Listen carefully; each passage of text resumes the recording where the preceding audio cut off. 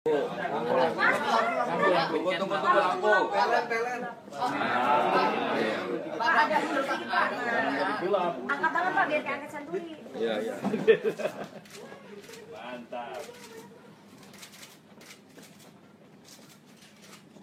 Oke, Mantap. udah. Mantap. Terima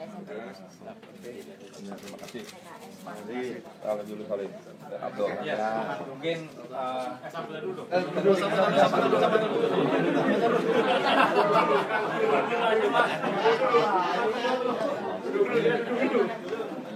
baik. Terima kasih kepada rekan-rekan inisiator hak angket dari anggota DPR RI tentang pengaktifan kembali terdakwa Basuki Cahayapurnama sebagai Gubernur DKI Jakarta. Kami tentu atas nama pimpinan DPR akan meneruskan surat ini sesuai dengan mekanisme yang berlaku. Saya kira sesuai dengan konstitusi kita bahwa setiap warga negara bersamaan kedudukannya di dalam hukum dan pemerintahan dan wajib menjunjung hukum dan pemerintahan itu tanpa ada kecualinya. Saya kira ini yang menjadi dasar dan tentu kami sendiri merasa bahwa apa yang terjadi dengan pengaktifan kembali ini ada sejumlah kejanggalan. Nah, saya kira inilah yang harus kita uji bersama di dalam angket ini.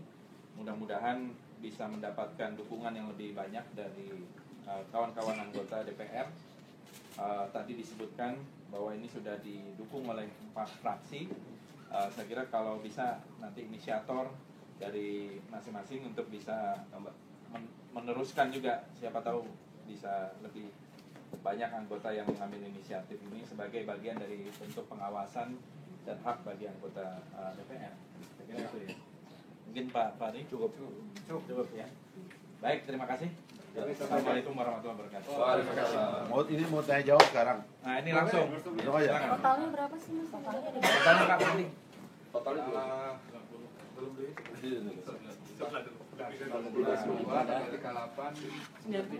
Disebut aja Demokrat 22 tambah 42. Demokrat 42, 44. Gerindra 22, Tambah 16. PAN 10, PKS 16. Insya Allah 90. Tapi cara menghitungnya ini adalah tanda tangan pengusul. Pengusul Ini kalau syarat jadi ini sudah jadi. sudah cukup 25. Ya, syarat usulan sudah selesai. Tapi kalau mau dilihat nanti menang atau tidak di paripurna, Ya nanti. itu nanti setelah dibaca anggota 560 orang mendengar didukung apa tidak itu nanti kepada anggota masing-masing. Tapi syarat sebagai usulan untuk dibawa ke paripurna itu sudah cukup, Sudah terpenuhi ya. Fraksi dan anggota itu. Persyaratan itu adalah minimal 25 orang, lebih dari 1 fraksi. Jadi ini sesuai dengan Undang-Undang MD3. Jadi persyaratan untuk inisiatif untuk usulan angket ini sudah terpenuhi. Melebihi dari optimis nggak? Kapan akan dibawa ke ya kan nanti rakyat yang mengawal. Jadi ini ceritanya setelah kita terima, kita berikan kepada sekjen di sini Ya. sekjen, kemudian sekjen mengagendakan rapim untuk mengagendakan bamus untuk mengagendakan paripurna yang akan datang diagendakan membaca surat ini. Sudah membaca surat ini, kemudian diproses sesuai dengan peraturan undang yang berlaku, masuk bamus, kemudian seperti kembali lagi ditanyakan kepada sidang paripurna berikutnya. Jadi kira-kira masih 2 kali masa sidang paripurna. Karena kalau besok dibacakan, disampaikan kepada seluruh anggota, kemudian nanti datang lagi paripurna untuk menanyakan kepada anggota apakah ini disetujui menjadi usul angket inisiatif DPR. Insya Allah. Insya Allah. Jadi itu. Dan ini baru pagi ini loh ya. Dapat 90 baru pagi ini. Insya Allah ke depan akan lebih banyak lagi. Mas, ini kan Dan ini dibawa baru ke usul rapat inisiatif. pimpinan Tergantung wartawan Iya. juga. Nah, kemudian kan kalau dibawa ke rapat pimpinan DPR kan pasti ada suaranya Pak Setia Novanto sebagai ketua DPR sekaligus sebagai ketua umum Golkar harus diperhitungkan. Dan pasti beliau akan menjaga ini untuk bisa dibawa ke bamus atau tidak. Nah, ini gimana nih Mas? Jadi kan suaranya 3 sama 1 Pak Taufik sekarang nggak ada. Tanya Pak Novanto aja. Jadi Pak Novanto tahu begini, nggak? pimpinan itu tentunya yang mengambil keputusan itu ada seluruh anggota dewan. Pimpinan itu hanya meneruskan memanage secara administratif. Jadi pimpinan besok setelah diagendakan sama kesekjenan itu adalah untuk mengadakan rapim. Rapim dibicarakan intinya untuk mengagendakan pembacaan ini di dalam paripurna. Itu. Saya optimis karena perasaan keadilan itu tidak mengenal fraksi. Bahkan tidak mengenal partai Tidak politik. mengenal partai politik. Ini akan mengganggu proses pembahasan revisi undang-undang MD3 untuk jatah PDIP nggak sih Mas? Enggak ada. Insya Allah enggak ada lah. nggak ada. Tadi kemana-mana ini barang. Itu dua hal yang berbeda. Oke, cukup ya. Jadi, Ada yang lagi tanya biar sekalian. P3 sama PKB kemana nih barang? Nggak ada nih. Tadi ada di ruangan saya. Terus? Nunggu kompilasi apa? Yang usulan Komisi 2, beliau berdua akan ikut tanda tangan. P3 yang mana? P3 sama PKB ikut. Ini bisa dikutip nggak nih? P3-nya Pak Ian? Saya sebutkan jangan dulu. Pelan-pelan. nanti ada satu lagi. Yang inisiatif Komisi 2 ada satu lagi. Saya kira satu media sudah merilis tadi pagi wawancaranya Pak Rufinus atas penyelenggaraan Pilkada 2017. Insya Allah akan lebih dari satu angket yang akan kita. Yang Ya. satu usulan Komisi 2. Baik. Tahun 2017 tahun angket ini kayaknya. Oke, terima kasih.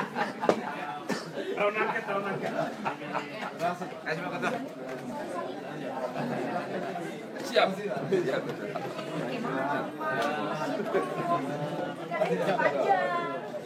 Terus ada Pak Muzamil, itu kan ada ya. Kita. Ya. Iya, bisa pimpinan bantu. Terus nggak pernah ikutan.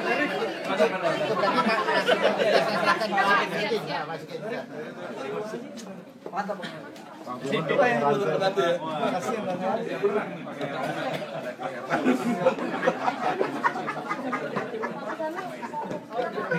Lalu bawa sapi.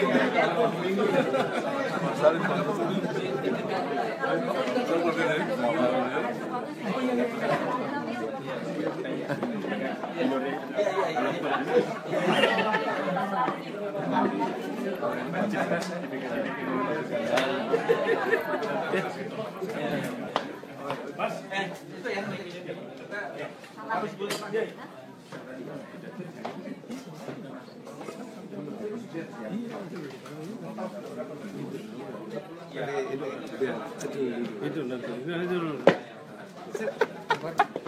Gimana? Jadi tadi dipegang itu ya.